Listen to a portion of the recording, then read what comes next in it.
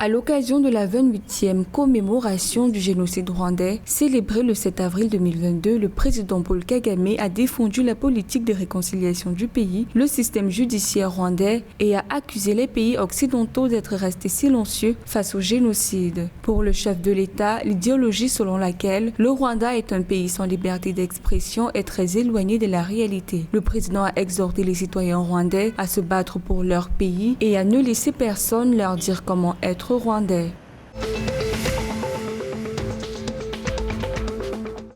D'après les données de la Banque d'Ouganda, les exportations ougandaises vers le Soudan du Sud ont rebondi pour atteindre une moyenne mensuelle record de 50,6 millions de dollars en février 2022, soit une augmentation de plus de 21% par rapport aux 39,7 millions de dollars de janvier 2022. Soulignant que le Soudan du Sud reste l'une des principales destinations d'exportation de l'Ouganda. Les exportations ougandaises vers le Soudan du Sud comprennent les céréales, la farine de maïs et de blé, le sucre, les huiles végétales, la bière, les boissons non alcoolisées, le fer, l'acier, le ciment et les exportations de véhicules à moteur.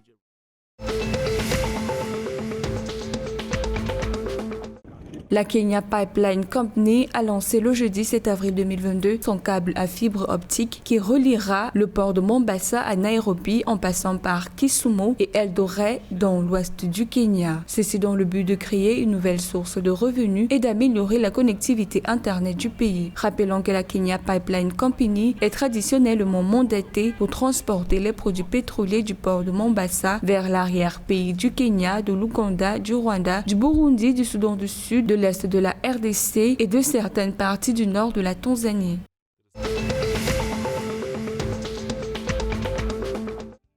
La Tanzanie va bénéficier du soutien du Royaume-Uni pour lutter contre la traite des êtres humains, notamment celle des enfants aux frontières tanzaniennes. À cet effet, le Royaume-Uni a déclaré qu'il fournirait des services humanitaires aux victimes de violences basées sur le genre et aux autres enfants touchés par la violence en Tanzanie. La Somalie est confrontée à une éventuelle insécurité alimentaire aiguë selon des sources officielles. Cette insécurité, selon les autorités somaliennes, est due à une hausse accrue des prix des denrées alimentaires. Selon des statistiques officielles, l'insécurité alimentaire aiguë en Somalie s'est considérablement aggravée depuis le début de 2022, avec environ 4,8 millions de personnes en situation de crise. Une détérioration supplémentaire et plus rapide de la situation de la sécurité alimentaire et de la nutrition est attendue au cours de la période de projection d'avril à juin 2022 selon la même source.